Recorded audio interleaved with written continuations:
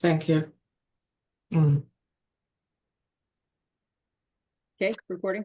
So this meeting of the Charlottesville Albemarle Metropolitan Planning Organization Policy Board is being held pursuant to Code of Virginia, subsection C, section 2.2-3708.3, which allows the public body to hold all virtual public meetings.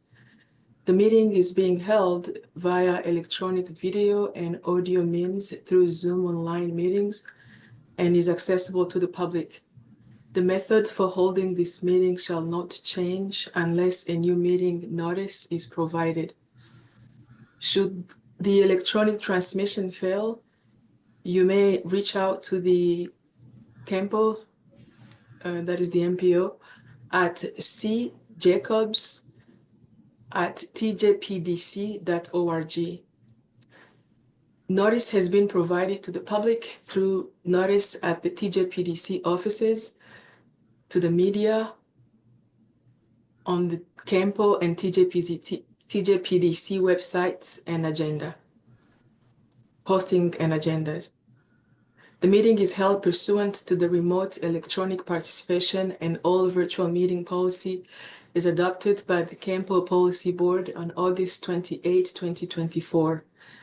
The meeting minutes will reflect that the meeting was held by electronic communication means and the type of electronic communication means by which the meeting was held.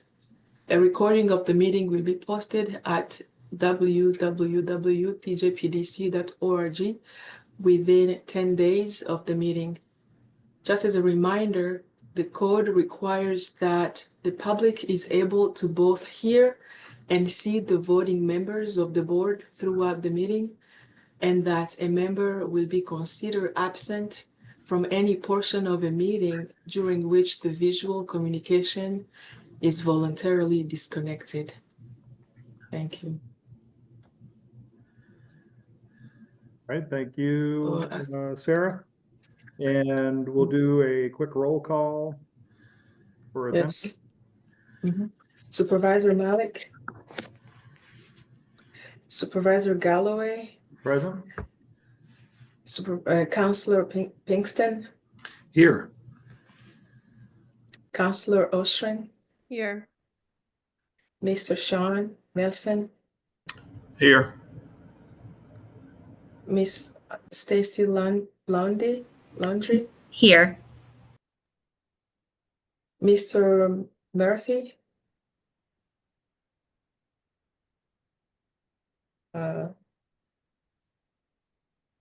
Miss Monteith, Here. Mr. Williams,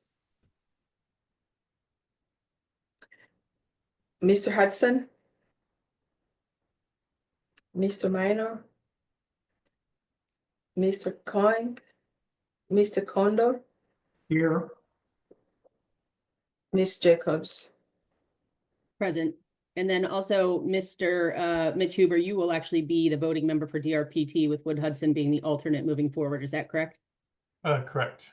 Great. So Mitch Huber is also present. Okay. Right, very good. And Ms. Malik will be joining. She's texted, so she will be logging on here momentarily, just FYI. We do need, you all had the packet, the agenda and the full packet emailed out to you.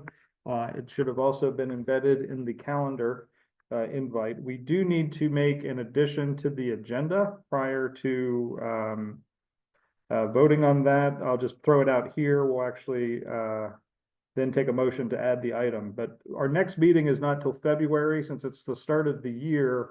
The first meeting of the calendar year is when we typically vote for the policy board's leadership, the chair and the vice chair. So what we need to add today is a nominating committee so that that committee can then make a recommendation in February as to who the new chair and vice chair will be. Typically, it's not actually a board rule or a board policy, but what has typically happened is that the county and the city have flip-flopped or swapped each year. You know, somebody like this year, I'm from the county, next year, somebody from the city would be chair, same for vice chair. So that's been kind of the practice or the norm, but like I said, that's not required. The nominating committee in the past has been the current chair and the voting member and then a non-voting member. So we'll clean all this up, but that's what we're going to be adding to the agenda to handle as item 4D under new business. So with that being said, is there a motion to adopt the agenda as amended? So moved. Second. Right, motion has been made and seconded. If every voting member is please unmuted, and all in favor, please say aye. Aye. Thank you. And that will take us to number 2, matters from the public. I'll first go online. Well, I guess everybody's online. I see Mr. Krebs. Is there anyone else by raise of virtual hand? Your little yellow hand that you can put up. Who wishes to speak, please do so. But right now, Mr. Krebs, you have the floor. Thank you, Chair and Policy Board. Hold on just a second. Okay. My name's Peter Krebs from the Piedmont Environmental Council. Earlier today, PEC submitted its letter of support for the Planning District's RAISE grant application for the Ravenna River pedestrian bridge. We are grateful to the PDC for doing this work and for being persistent. And we'd like for you to know that it's important and will really be good for the community. Not only will this bridge connect the city of Charlottesville and Albemarle County, not only will it connect multiple major economic development hubs within the county, not only will it connect low-income residents to grocery stores and to one of our 2 hospitals and a major employer, it'll also be a key piece along the Ravenna River. Both Albemarle County and the city of Charlottesville are very invested in a really multi-mile greenway along the Ravenna River that will actually pass by Thomas Jefferson's birthplace. So, and this bridge is really right at the bullseye where many of these factors come together. So super important, and thank you. And this also fits in quite well with what's happening in Albemarle County and in the city of Charlottesville. Just last night, I was at the public meeting for the city's Parks and Rec master plan. And the city is contemplating what might be up to a $30 to $40 million greenway system over the course of 10 years. So this is, as I see it, it's not on the edge of the city. It's not on the edge of the county. It's right at the sort of bullseye where the city and county come together. Very strategic, very important, and PC will be very glad to help in any way we can, and thank the policy board for hopefully approving this a letter of support later today. Great, thank you, Mr. Krebs. Is there anyone else who wishes to give public comment? All right, seeing no hands raised or anybody speaking up, we will move on. Tonight, number 3, I already handled review and acceptance of the agenda. If we could do we have the draft minutes for October 23, 24. Were included in the packet. Any additions, changes, edits, anything like that for those minutes? All right, hearing none, can we please have a motion to approve the October 23, 24 minutes? So moved. Seconded. All right, motion has been made and seconded. The voting members will be unmuted. All in favor, please say aye. Aye. Aye. And I abstain because I was not at the meeting. And 1 abstention. Thank you very much. Sorry for not calling that. All right, the minutes pass. That will take us to item 4, new business. A, under new business, performance safety targets, and Goran is going to take us through this item. Good afternoon. Hi, good evening, everyone. 1 second.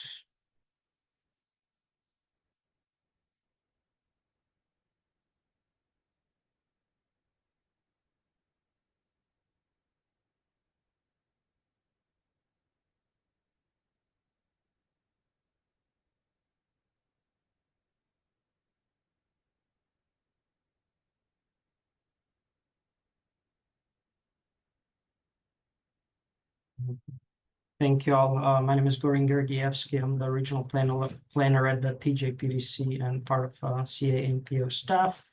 We're here to discuss the adoption of the performance safety targets, which is a federally mandated process when moving ahead for progress in the 21st Century Act, known as MAP 21, was enacted in 2016. It established a framework for national transportation performance goals. This national target set by the U.S. Secretary of Transportation defined the overarching safety objectives of the nation's transportation system. The targets filter down to the states, which develop their own safety targets, and finally MPOs, which are tasked with adopting the targets in support of the statewide objectives.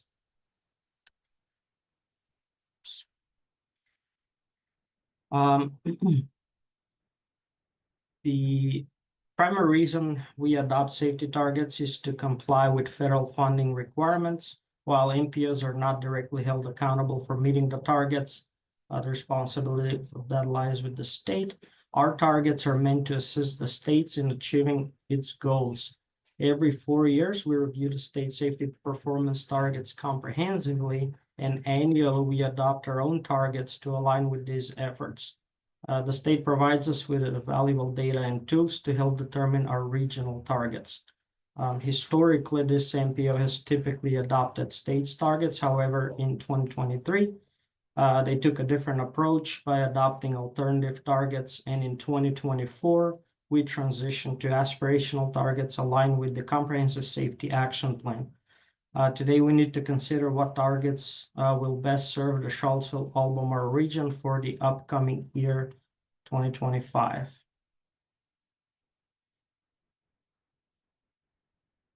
The state provided data to illustrate safety trends, including recent and long-term projections. When we establish safety targets, we focus on 3 key metrics: the number of fatalities, the number of serious injuries from roadway incidents, and the number of non-motorized fatalities and serious injuries. Regardless of which targets we adopt, we remain fully committed to improving safety for everyone who uses our transportation system. It's important to recognize that some state-level targets may show an increase in the number of fatalities and serious injuries. This is because the targets are data-driven and reflect actual trends, which sometimes project increases. In such cases, the goal shifts to minimizing the rate of increase rather than achieving an immediate reduction. While this may seem counterintuitive, it underscores the importance of using data to inform our strategies.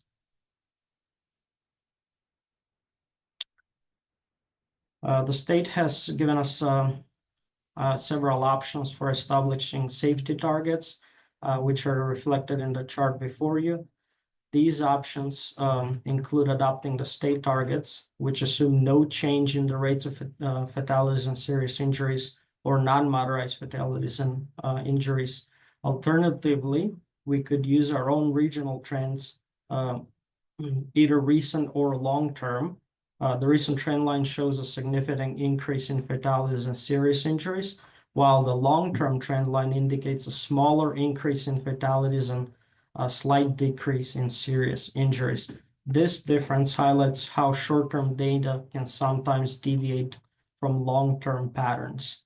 And finally, the aspirational targets shown in the first column, which align with the Comprehensive Safety Action Plan and the statewide goal of reducing fatalities by 50% by 2045.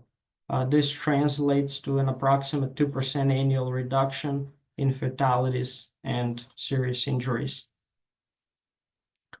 The last slide is just informational to see the differences between what was adopted in 2024 and what the proposed targets for 2025 states. I just wanted to say probably the main reason for this change is, or the slight increase, reflects the updated regional crash data and trends. While the aspirational goal is to reduce fatalities by 2% annually, the baseline data for 2025 includes a recent short-term trends that indicate a higher starting point for those projections.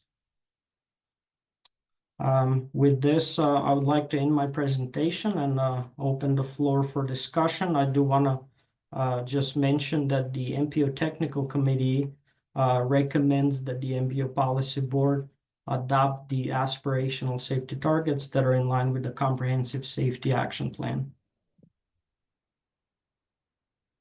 All right, questions, comments?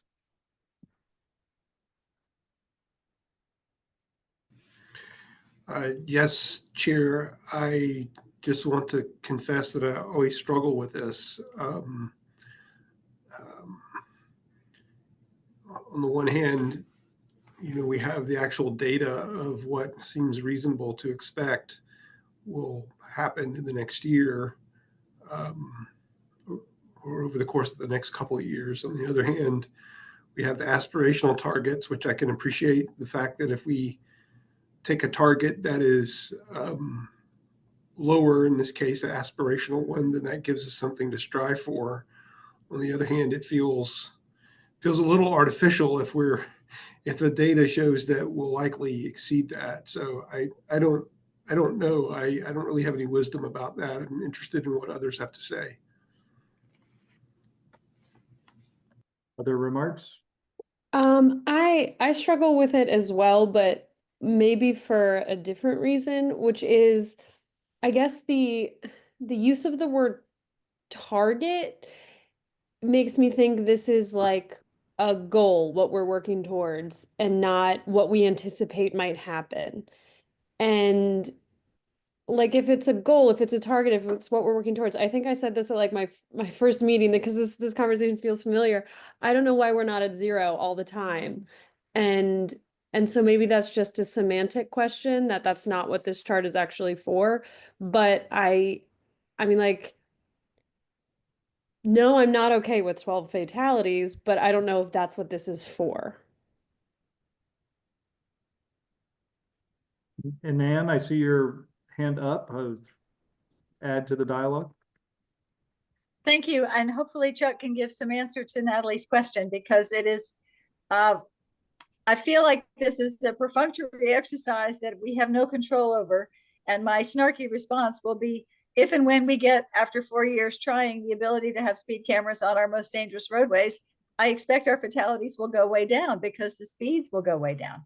But it is, I really hope that we will get somewhere going forward. But it is very frustrating to know that we're not going to be able to achieve within the limited authority that we have. I don't foresee that we're going to be able to change people's behavior in 1 year when we've been trying for years.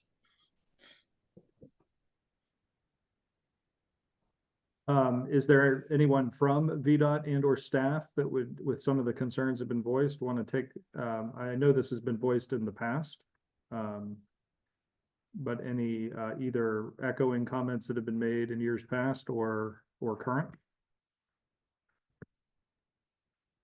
And I will defer to Chuck, but I will say this is a very familiar conversation. It happens every year that we set these, and it is because it doesn't feel right or good to set a target that is acceptable for any deaths. And we all want 0 deaths. However, these are, the state targets are set by the Commonwealth Transportation Board. We are here to say we also support those targets, and we can either adopt the exact same ones, have aspirational targets that align with our other planning initiatives, like the Safe Streets and Roads for All, which both the City Council and Albemarle Board of Supervisors signed on to those targets. So as staff, we're recommending that our targets for this align with previous planning initiatives, but we certainly understand and echo the comments about no deaths, in our opinion, as planners, are acceptable. on any of our roadways. Just I don't know curious, if you want to add to that. what would happen if we did say 0? I can chime in on this one. It doesn't matter. It's a target we're trying to achieve. If you put 0 in there, it's not going to really, it's just what you're going to submit as your proposal, what you're going to strive to do. When you get the data next year, it's going to show that you didn't meet that target. There's no penalty for saying that.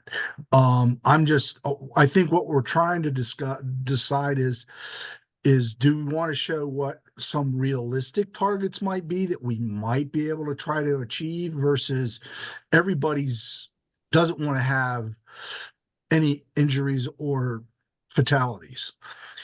But to say we're going to basically be able to solve that problem. We're going to do everything we can to try to reduce it. And what is a reasonable target based on the experiences that we're having? I think that's what we're trying to provide here. What's a realistic expectation versus what we'd like it to be. If that makes sense. And I guess that's kind of the semantic question is it's not a target, it's an expectation, but it's phrased as a target. So it sounds like that's what we're aiming for when that's not really what we're not trying to get there. We're just anticipating getting there. From the statewide perspective, we are supposed to try to achieve these targets on a statewide level that we set. If we don't,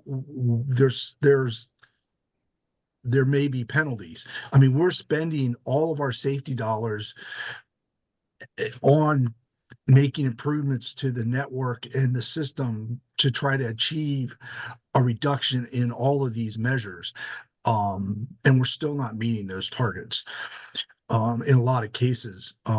So we're doing our due diligence to try to achieve that. And we're like everybody said here, changing people's behavior is very difficult. And that seems to be the major implement that's causing most of these crashes, whether it's drunk driving or driving without seatbelts on or not paying attention or speeding or menagerie of different things. Depending on cars in the first place. Yeah. So and we're not going to eliminate them. So we've got to figure out the best way to do it. And we strive to do that every round of Smart Scale through all of the work we do. We try to make it safer. So when we say it's a again, I think it's just trying to like reframe my brain around this. And so I think it's based on what you just said.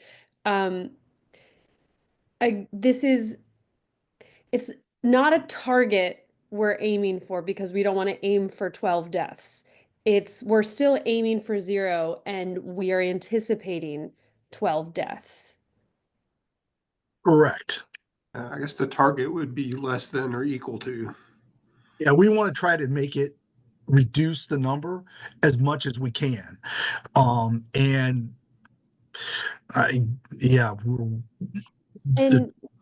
not going the way we want it to go, but we're still doing everything we can to try to make it that way. And when you said, because initially when I asked what would happen if we put it as 0, you said there's not a penalty, but then you said there is a penalty. Can you clarify? On the state, that when the MPOs all have to set targets, but there's no penalty to the MPO if they don't meet their targets. The penalty is implemented at the statewide level. So if the state doesn't meet its target, then we would get penalized. And the penalty would be spending more money on safety. We're spending all of our money on safety right now that we would be required to do if we didn't meet the targets. So that's sort of the loop we're in right now. if we're required to spend all of our money on safety and then we don't meet the target and they say, okay, you have to spend even more money on safety, do they give us more money to spend on safety, or do they force us to reallocate the funds we have already? You don't reallocate the funds you have. You're getting that's the money you're getting. Like, we're spending all our HSIP funding to try to fix the safety problems. We're spending a lot of our smart scale applications are to address safety problems.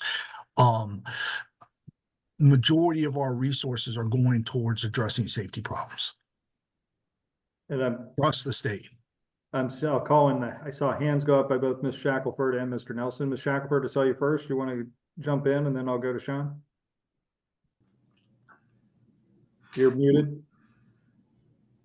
Thank you. The only thing I want to add is that if the MPO adopts a target that is not the statewide target, they have to provide some sort of justification for what that target is. So there would need to be some sort of language that is provided to the MPO that specifies what they're doing that is different, or that establishes a different target for the region. So we can't just say 0 to make us feel better about it. We've got to say 0 and go, hey, here's how we're going to achieve 0.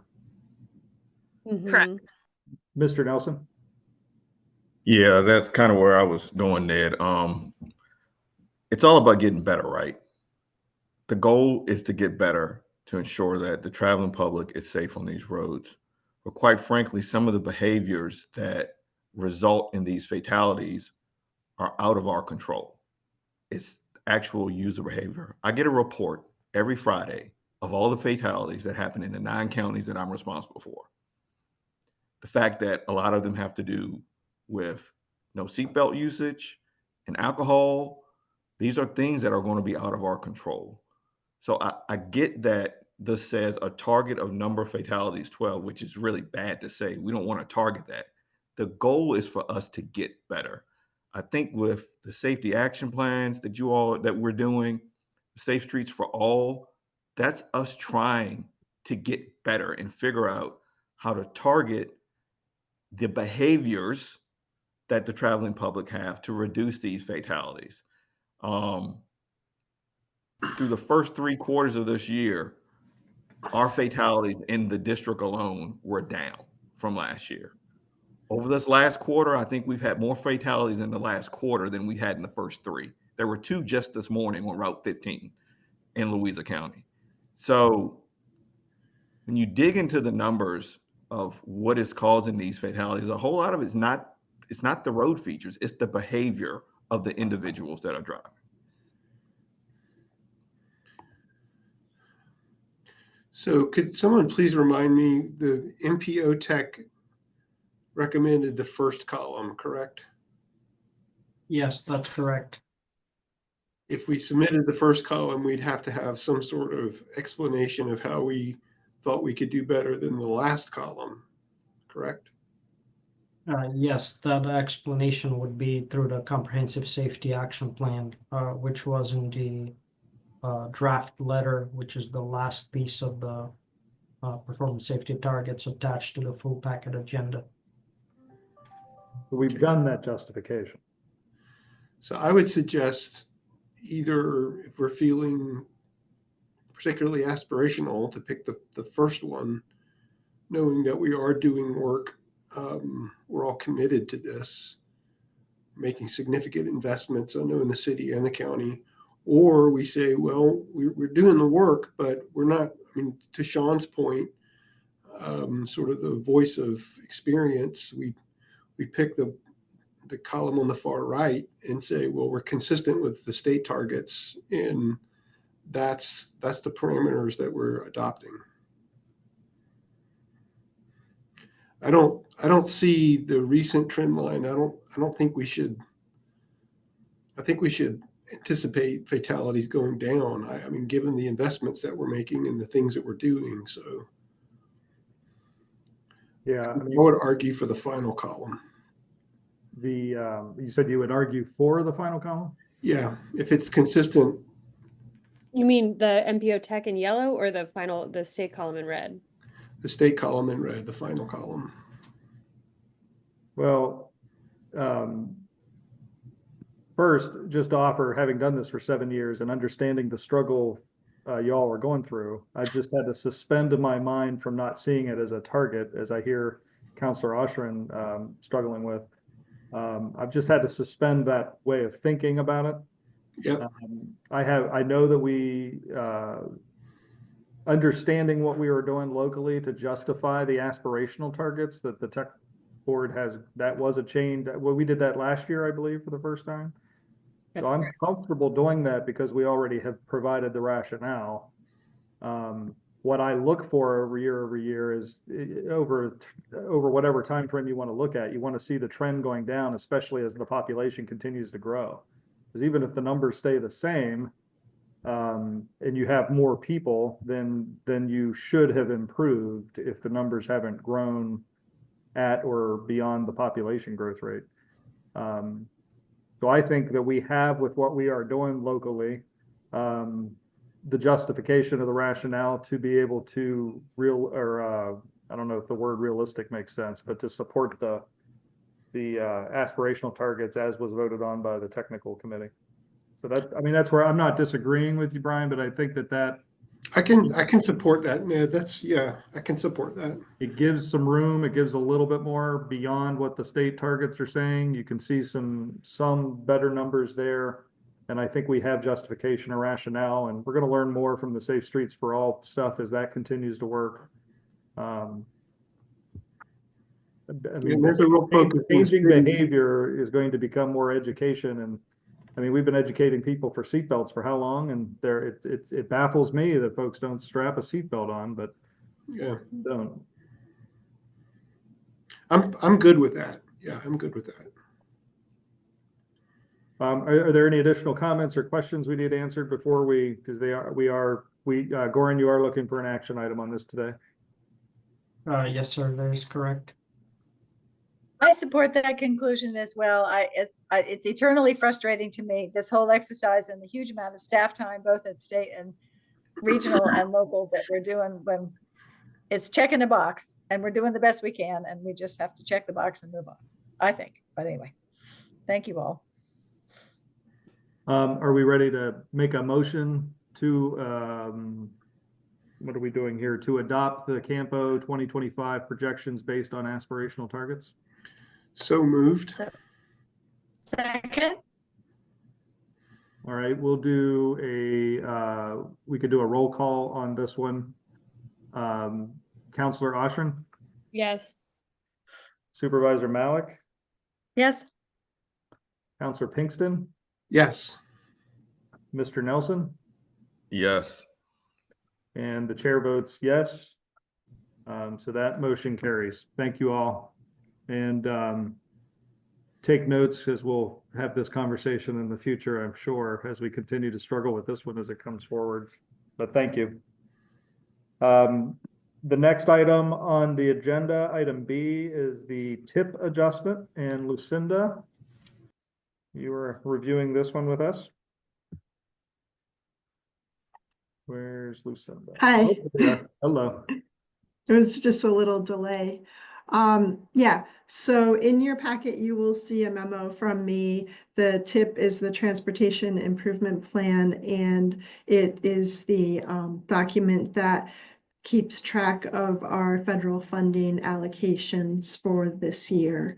So the adjustments that are being made are with 2 Charlottesville projects. They were smart scale projects, and they've been on the books in the budget for a couple of years, and there's been a delay. So the federal funding is diminishing and the state is increasing its funding to keep the budget balanced.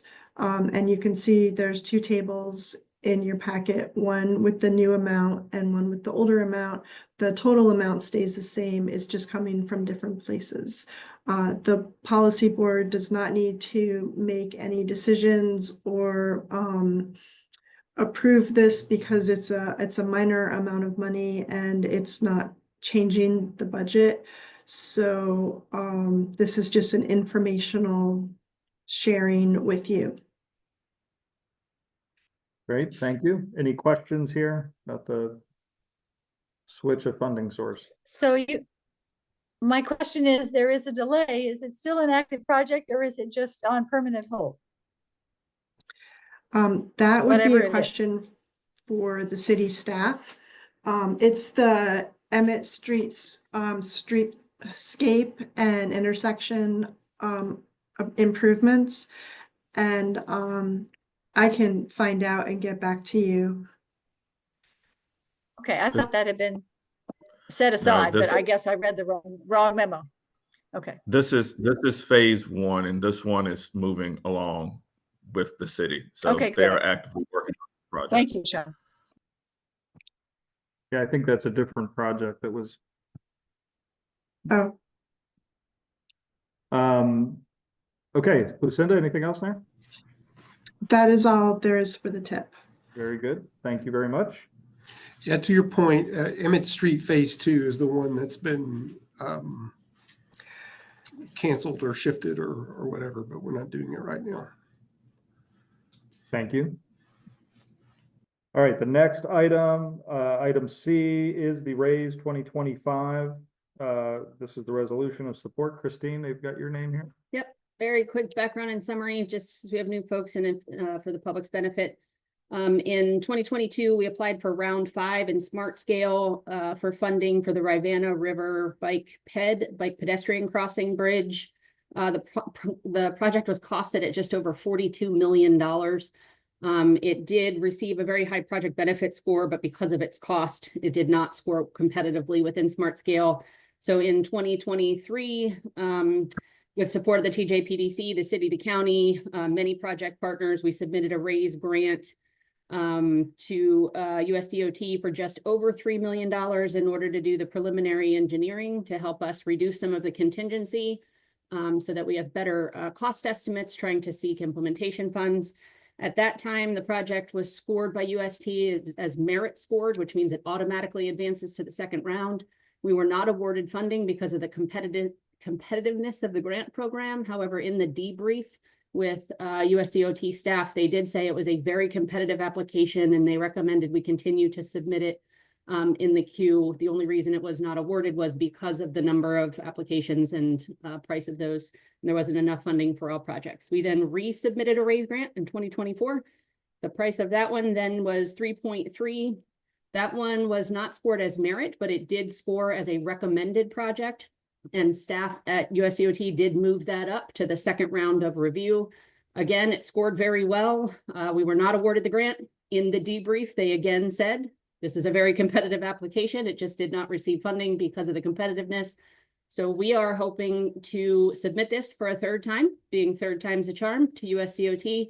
We are working very closely with VDOT, all of our partners, to find the areas where we are 1 point away from a perfect score to see if we can bolster those areas to get our score back into that merit scoring. Trying to, improve the economic competitiveness section, things like that. So we're just asking you all to pass a resolution to support us applying for the preliminary engineering phase for Rivanna River Bike Ped Crossing Bridge. Questions? Thank you. I move we support the resolution if there are no other questions first.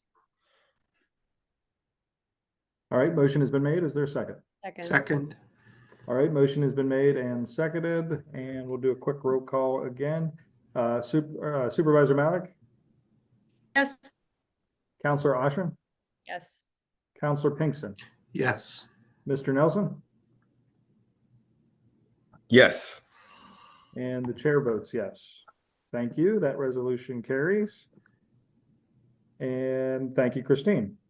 All right, this will take us to the new item added to the agenda, the formation of the nominating committee. Why I explained it before we even adopted the agenda, I'll never know, but I explained it earlier. The nominating committee is typically has been in the past, the chair, a non-voting member, which Ms. Monteith has often been. Julia has been, I've heard, has been on the nominating committee, and Mr. Nelson has been on the nominating committee. Any objection to the three of us being on the nominating committee? I'm fine with that approach. John, you good with that? Sounds good to me. Yep. I'm good with that. Very good. And then so we would just need a motion to form the nominating committee with the members being myself, Ned Galloway, Mr. Nelson, and Ms. Monteith. So moved. So moved. Second. All right, motion has been made and seconded. I think we could do this one by acclamation. All in favor, if your mic is unmuted, say Aye. Aye. thank you.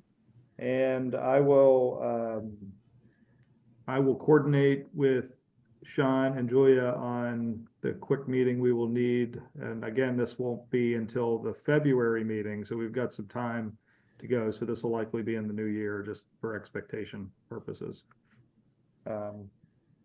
Very good. This will take us to agenda item 5. We have some staff updates and meeting schedule. The first item, safe streets and roads for all. We have a presentation that Gorian is going to walk us through. Thank you, Ned.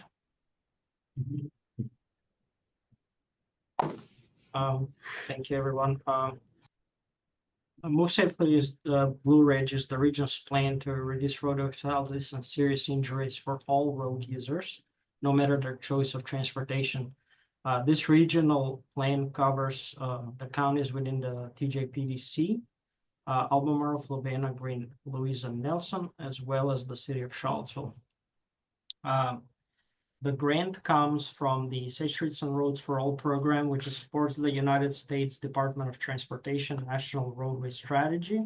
The long-term goal of this initiative is to reduce traffic fatalities and serious injuries by zero using a safe system approach. The crash data that we gathered from this project was from 2018 to 2022. That comes from VDOT, and it is based on 13 identified emphasis areas. Examples include roadway departure, speeding, impaired driving, and not wearing a seatbelt. It's important to note that these emphasis areas are the factors contributing to roadway fatalities and serious injuries, and they correspond with each other. And what that means is that if someone was under the influence and had a roadway departure, but also was not wearing a seatbelt, they will be counted in all three categories. A little bit about the safety action plan, the safety action plan's components to which we are committed. They include strong leadership commitment, an oversight group for development and monitoring, thorough safety data analysis, active public and stakeholders engagement, and an inclusive planning process. We also prioritize evaluating processes and policies, identifying key projects and strategies, and maintaining ongoing monitoring and reporting to ensure continuous improvement. The total funding for this project amounts to a little bit over $1 million, comprising of $857,000 from the Federal Highway Administration, FHWA, and around $214,000 of local match contributed by the 6-member jurisdictions. This is a comprehensive funding structure, supports various regional components assessed on per capita basis, ensuring equitable distribution aligned with each jurisdiction's scope of work. For Albemarle, the specific component amounts to $84,000, from which 33 are for public engagement, while Charlottesville are 205. Additionally, 121 is estimated for project design, as well as public engagement. The solutions for this safety action plan are integrated across the 4Es system approach, designing safer facilities for all users through engineering, building a culture of safety through education, reinforcing safe travel behaviors through enforcement, and saving lives through emergency response. The process overview is divided into 4 steps. The first step is identifying issues and opportunities. During spring of this year, we completed this step through extensive public engagement. We conducted a survey that allowed residents of the jurisdictions to share their specific transportation concerns. Then step 2 consisted of attending and gathering data from site visits in each of the jurisdictions, which we completed in September. as well as asking the public for feedback once more. But I will talk about a little bit more in the next slides. Step 3 will consist of development of targeted safety strategies based on identified priorities in collaboration with the jurisdictions. These strategies will serve as the foundation for the final step, the development of the comprehensive safety action plan. This plan will outline specific actions and measures to enhance transportation safety across the region. In addition to the survey, we held 6 in-person public meetings, 1 in each jurisdiction, and 1 virtual public meeting for all jurisdictions. We organized 21 pop-up events. We also conducted the site visits that I mentioned, and which was 1 per jurisdiction, where we observed and collected data from various locations based on the high injury network. A little bit quick about the survey data, some key takeaways from the 300 plus responses that we had. We learned that the driver behavior is a concern. I have to mention that during the attendance of the Governor's Transportation Conference in October of this year, this goes in lines with pretty much every presentation that was included on the conference, that for a lot of people that driver behavior is probably the main concern across the state. I'm not going to go through the rest of the survey data, but it was included in the presentations for your reference. I'm going to talk about the ongoing work that we have. So a little bit about the site visits, which we conducted in September. We observed multiple locations based on the crash data from the high injury network. We took that data to identify potential solutions based on the findings. And with that, we launched round 2 of public engagement, where we're asking the public for feedback once more. This time we want to find out what are the types of projects the public thinks will help improve roadway safety in the community. This feedback is gathered through a survey once again, which was active from November 7th to December 14th. We conducted pop-up events in each of the jurisdictions from November 11th to November 23rd to engage directly with the public. We also had 2 virtual public meetings on December 11th with the goal to provide public with additional opportunities to provide feedback. Additionally, we're coordinating the project design demo for the City of Charlottesville, where we'll gather focused feedback from the public on solutions, then implement the solutions on 2 intersections within the city, which is Mead Avenue and Stewart Street. And then we will gather feedback from them to see if the solutions are working out or not. This design demo will serve as an example for future types of implementation projects that will be available for funding in the implementation stage of the SS4A federal funding. I will talk about in the next slides about the high injury network methodology that we defined in the collaboration with the jurisdictions. So we identify roadway segments within a jurisdiction with the highest number of fatal or serious injury crashes. Then we divided the roadway segments with a disproportionately high number of severe crashes. Then the project team met with staff from each of the jurisdictions to discuss the potential threshold. Charlottesville and Albemarle's crash data were evaluated independently from each other. But just quick as a reference, 70% of the fatal and serious injury crashes occur on just 6% of the total roadway mileage. The analysis breaks roadways into 0.1 mile segments, and then we use the sliding window analysis to evaluate 0.5 mile segments to assess crash data.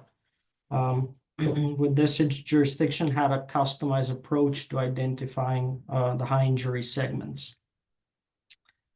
The criteria options for the from the high injury network, just talk about briefly about what these mean. The terms 2KA and 3KA refer to different criteria used to classify the severity of the crashes in the high injury network. What they generally mean is 2KA includes K, fatal, and A, severe injury that involve at least 2 or more crashes within a segment. This represents a broader inclusive network where more crashes are counted.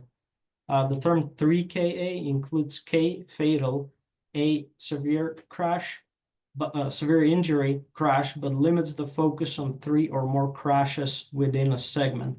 This represents a more narrowly defined network focusing on areas with higher concentration of severe crashes. The same approach goes for the 2 or 3 KAB crashes, but in the sense that B stands for minor injuries.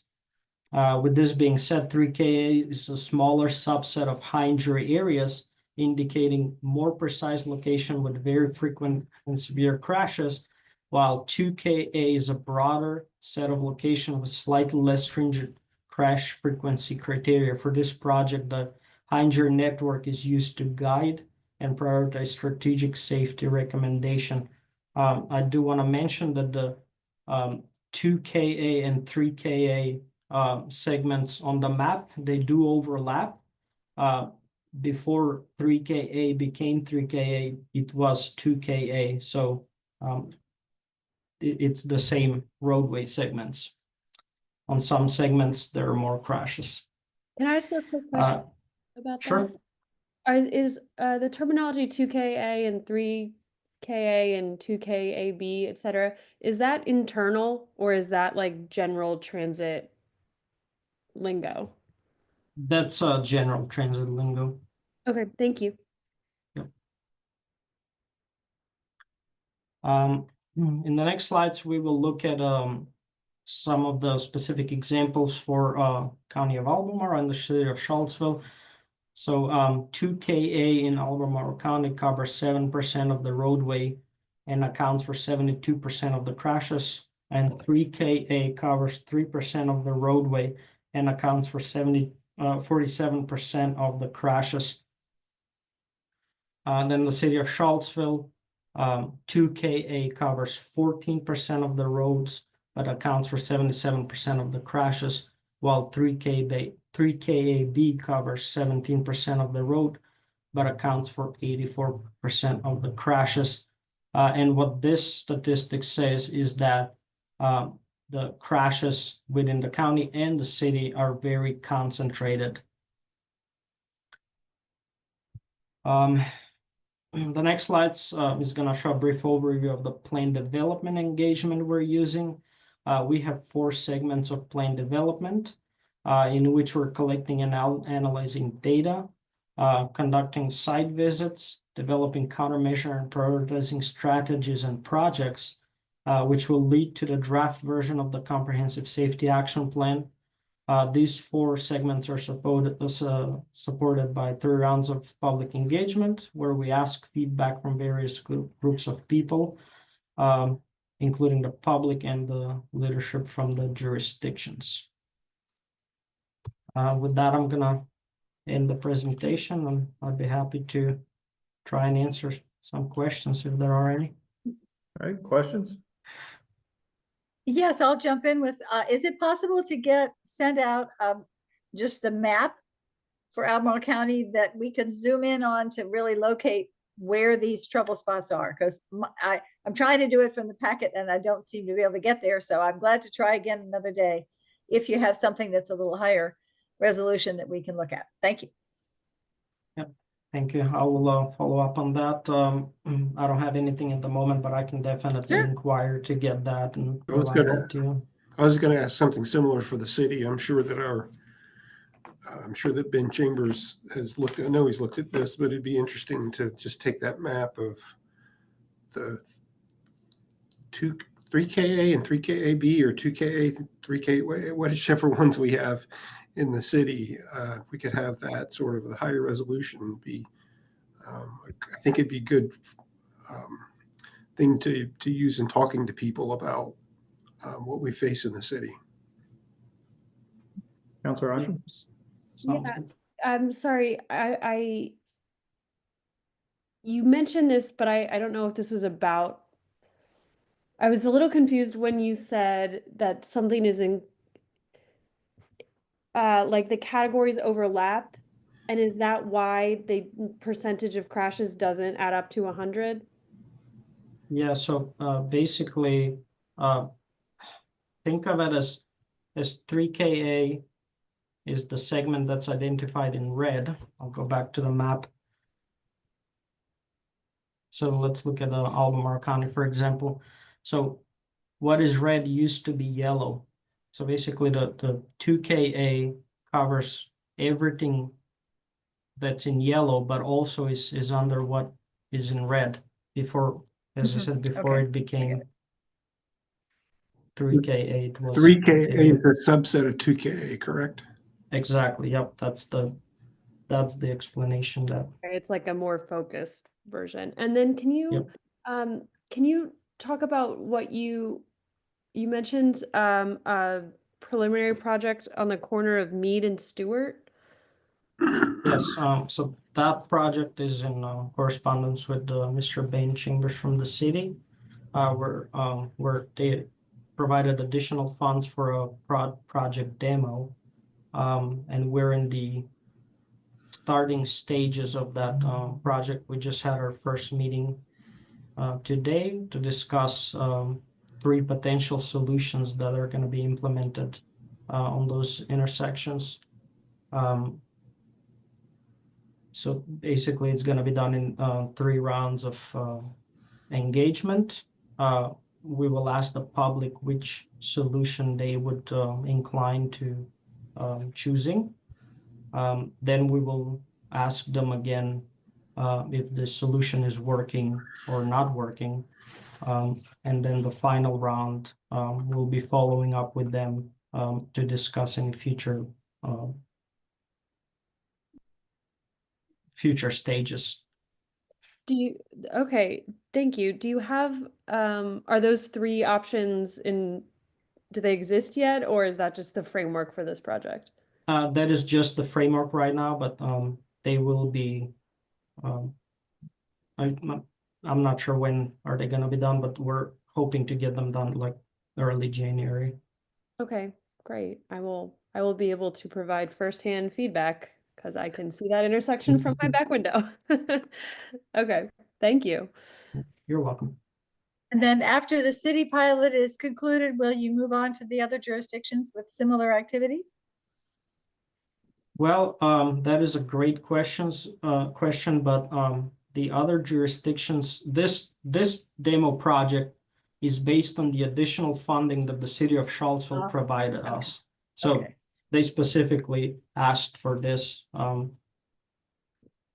But with the comprehensive safety action plan, what the goal is to open doors for implementation funding in the future. So any of the other jurisdictions are more than welcome to use the same approach that we did with the city, and also we can also apply for implementation funding for specific solutions within the jurisdiction based on what we have identified.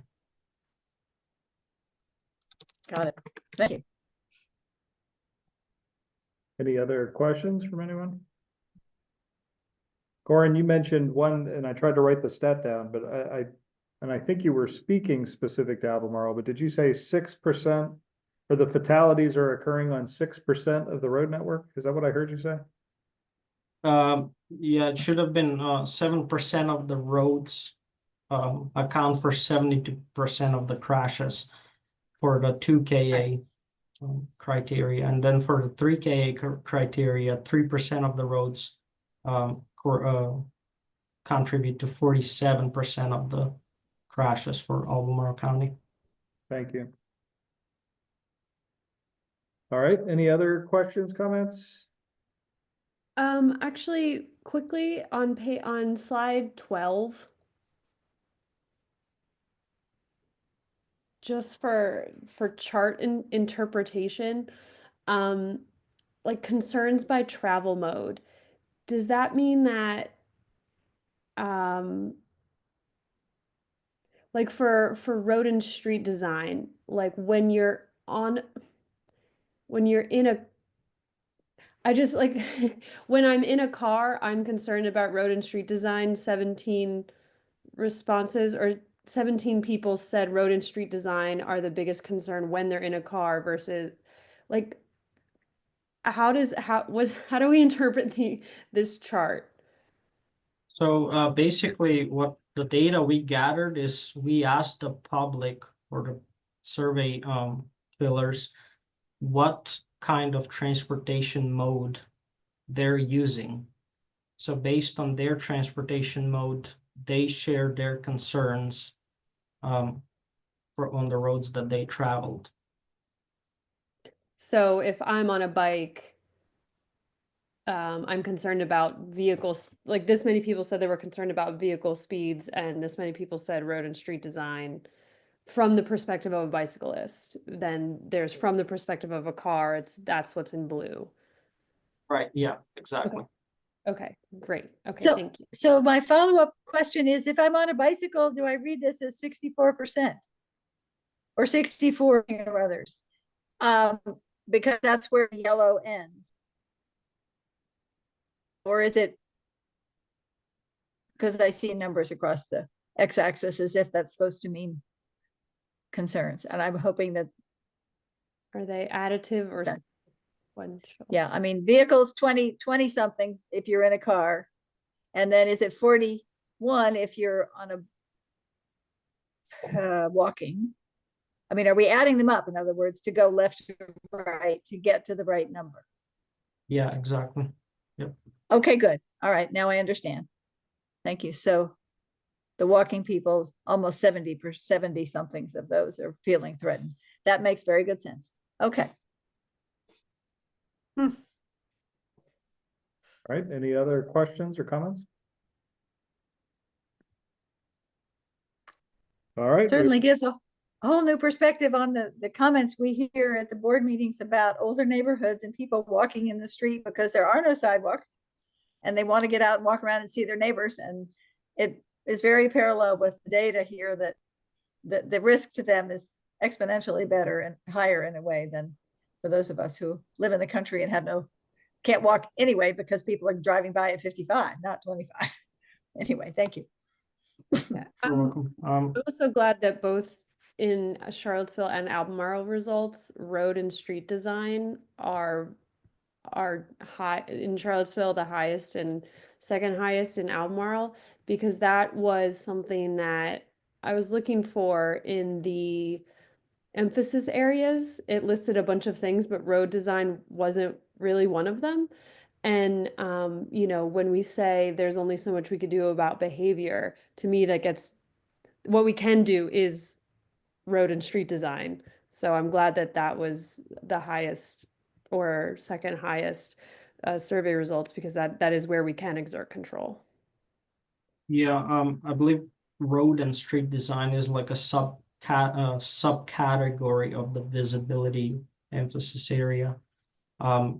That I will mention another subcategory for like the impaired driving also does cover driving under the influence, but also texting on the phone and talking.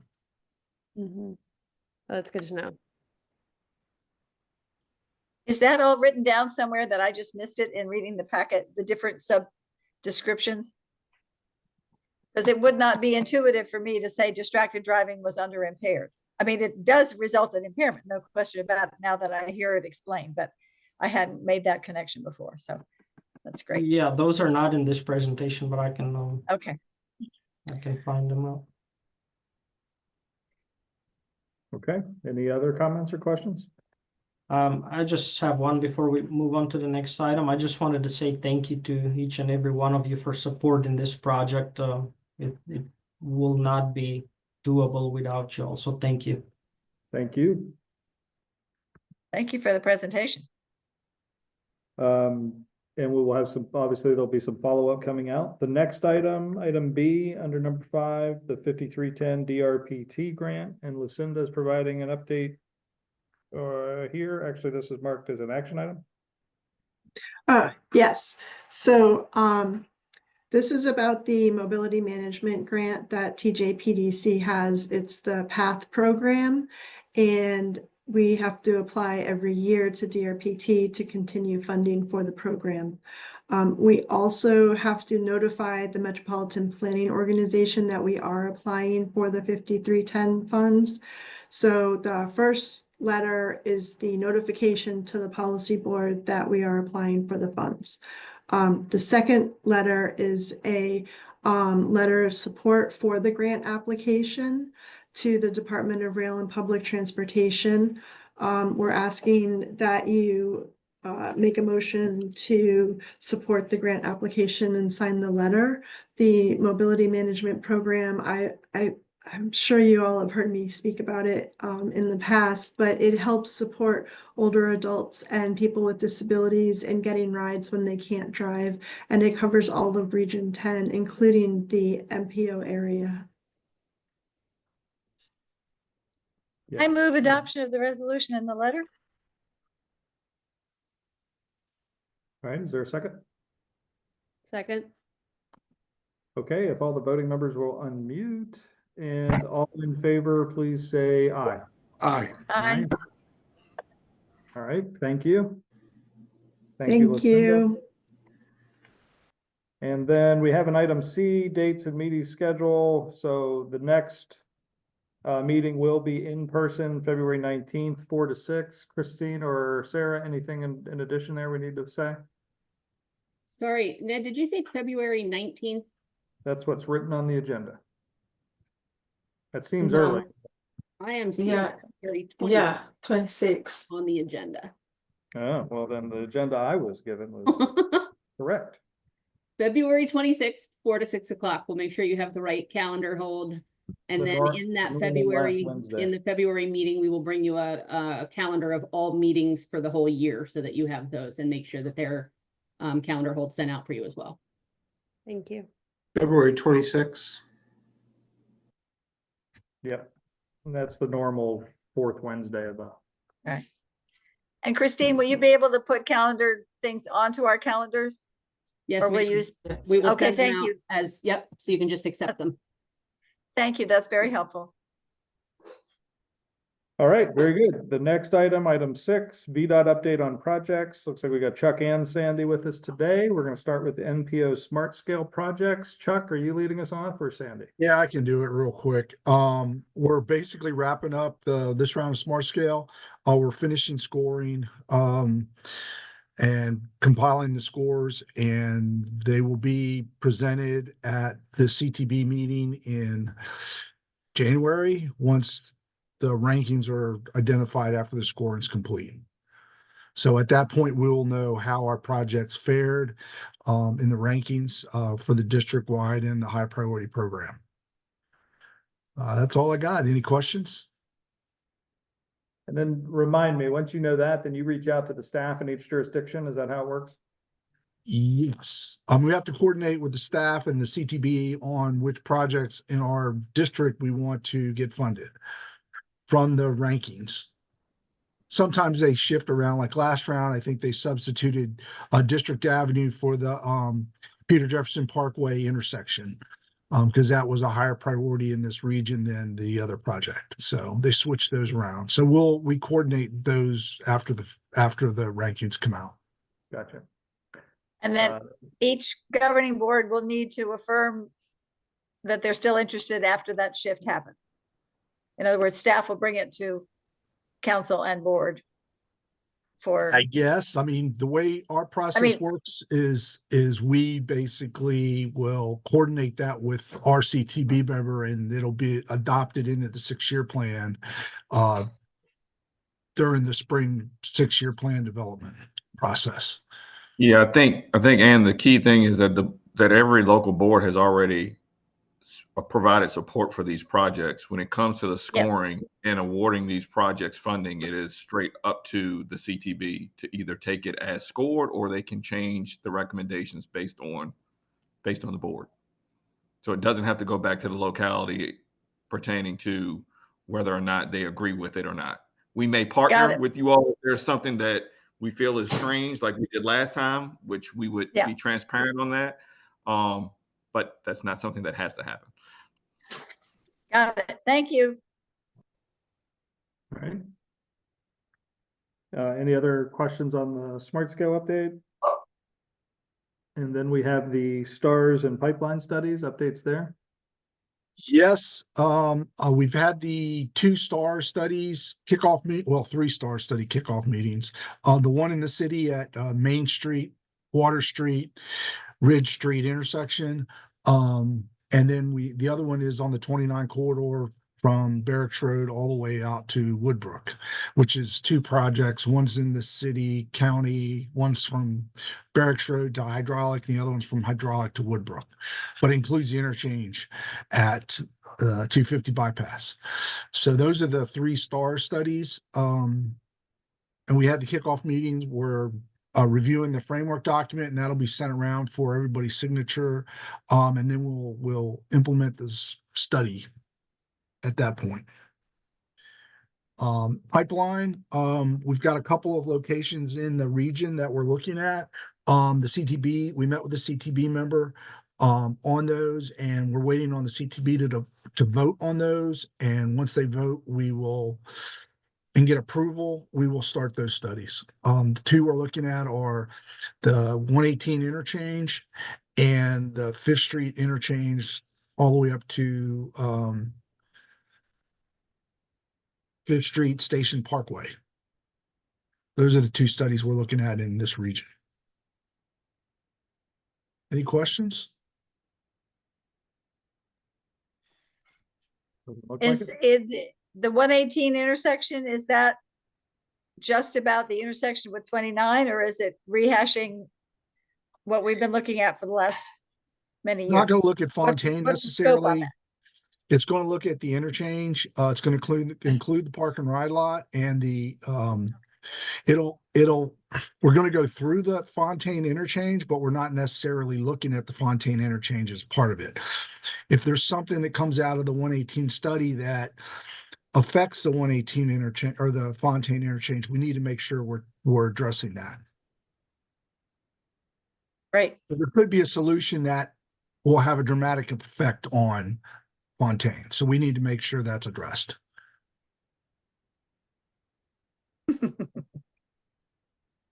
All right, any other questions? All right, thank you, Chuck.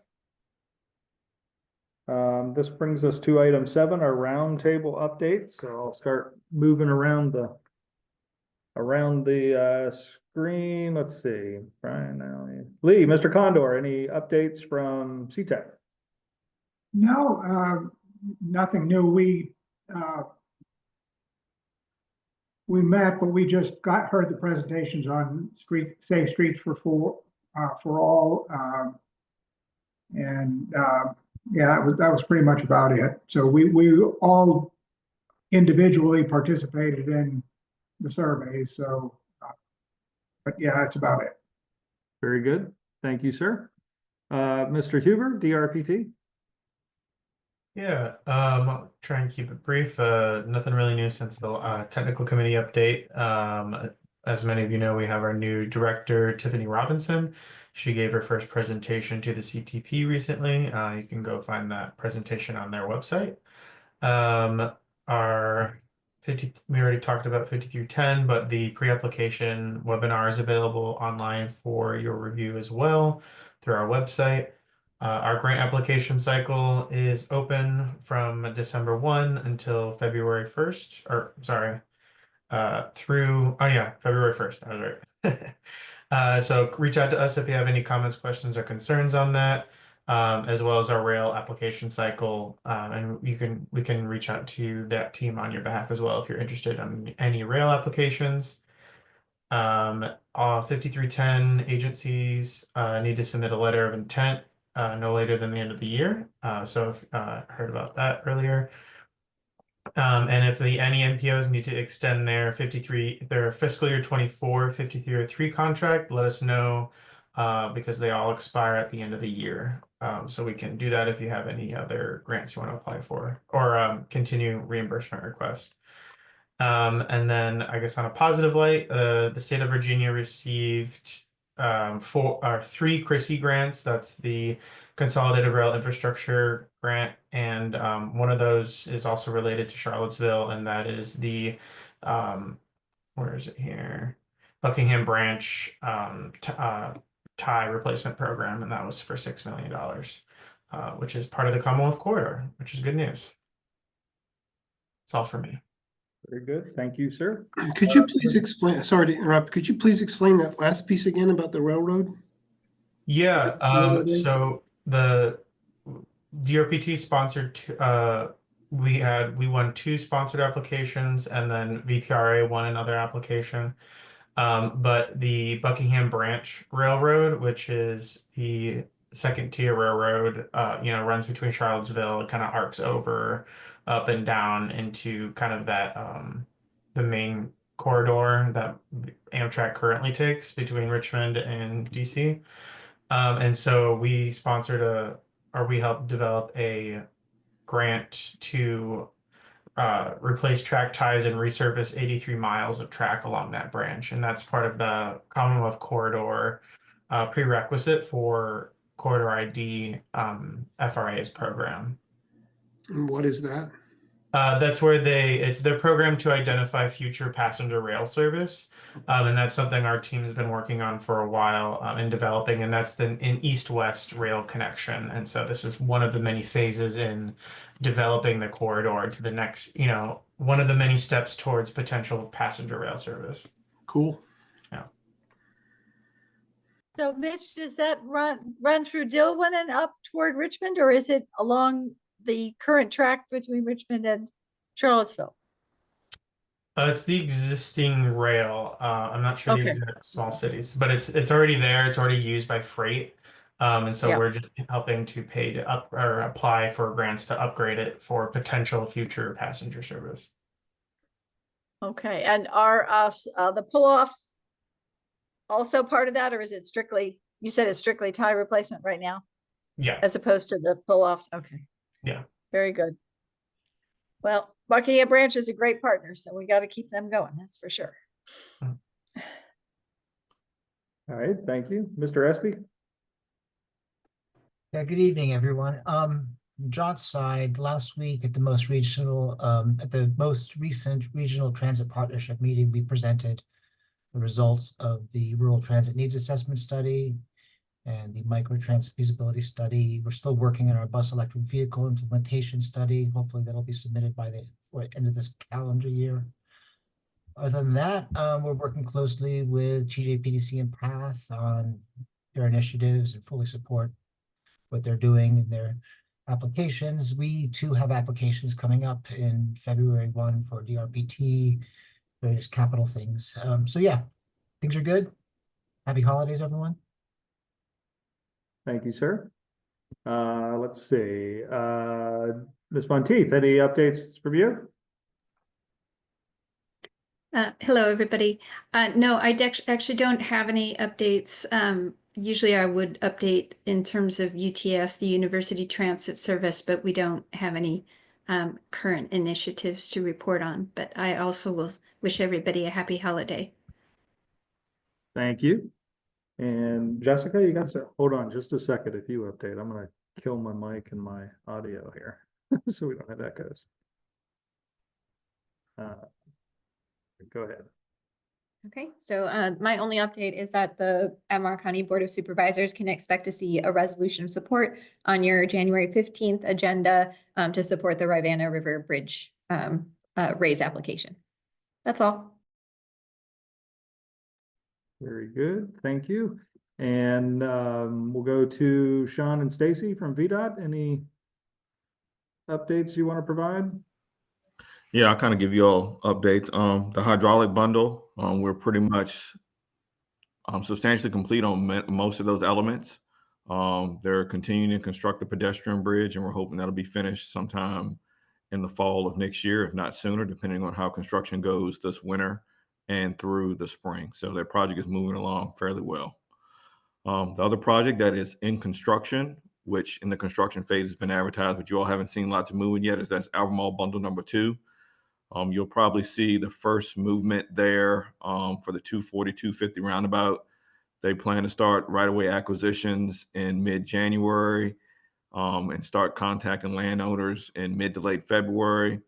But you should start to see some utility relocations beginning of the year through March, with construction starting probably sometime in March or April.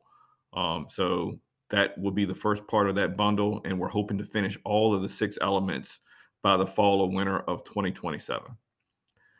The next big thing that we've got coming up is the procurement for our next bundle, and that bundle will include the Fontaine interchange. Will also include the city's Fontaine streetscape, and it will include the District Avenue roundabout.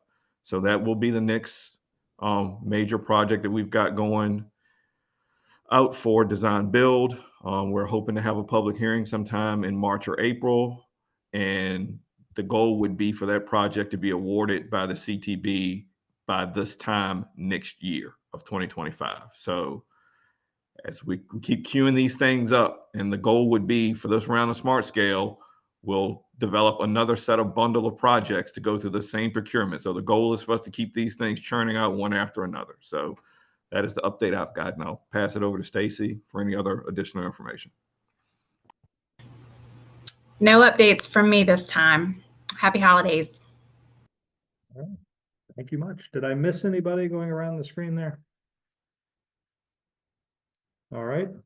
Well, that brings us to additional matters from the public. Are there any additional comments from the public? I don't see any public on. We will close matters from the public, and that brings us to the end. So as others have mentioned, I wish everybody happy holidays and a happy new year. And selfishly, this concludes my meeting obligations for the month. This is the last one, so the rest of the month is kind of clear for me. Hope the same for, well, some of you have got a lot of work to do, I would imagine. But wish everybody a joyful time over the next couple of weeks and into the new year, and look forward to seeing everybody in 2025. So with that, and with no objection, we will adjourn. Thank you. Have a good one. Yep. Have safe, everyone. Have safe and healthy. Thank you all. Thank you.